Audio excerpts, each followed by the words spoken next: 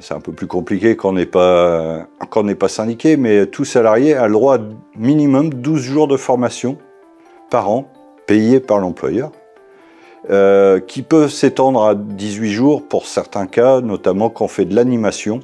Là, on a le droit à 18 jours. Donc animation, c'est-à-dire DS, secrétaire de syndicat, puisqu'on anime une équipe.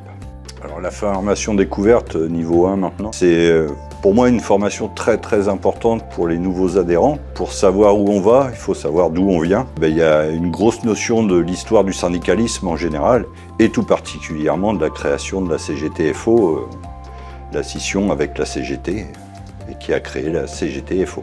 On est le seul syndicat, et c'est aussi pour ça que j'y suis, c'est que on est libre et indépendant de tout parti politique, ce qui est pour moi très important, de toute secte, philosophie religieuse.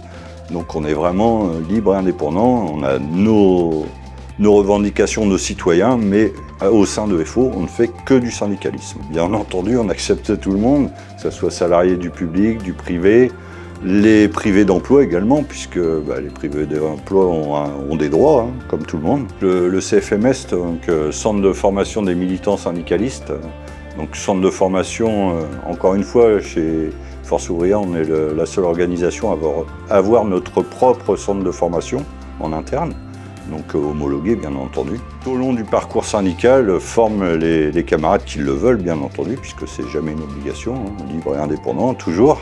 Et du coup, on a plusieurs formations, alors sur la trésorerie pour les trésoriers, sur la communication, que ce soit communication écrite, orale, notamment comment faire un tract et qui soit légal au niveau de l'employeur pour ne pas se retrouver en justice, entre autres. Et on a deux grosses formations qui s'appellent Connaître ses droits 1 et Connaître ses droits 2, là où on aborde le code du travail et on approfondit, notamment dans le Connaître ses droits 2, pour éventuellement devenir derrière conseiller du salarié, défenseur syndical ou conseiller prud'homal.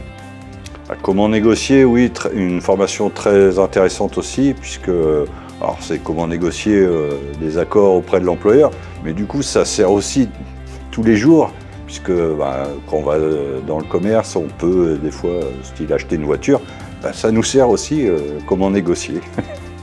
Les trois quarts sont interprofessionnels, donc on rencontre des camarades du public, du privé, de divers horizons, que ce soit de la métallurgie, de l'alimentaire.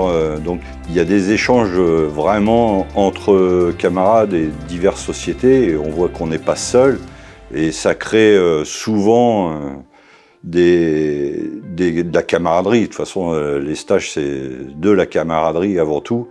Même si les stages sont sérieux quand même. Et il y a beaucoup d'échanges, voire même, alors, sur la Sarthe, il y a eu 2 couples de créés grâce au stage. Donc on n'est pas une agence matrimoniale, mais des fois des personnes se rapprochent alors que jamais ils se seraient croisés autrement.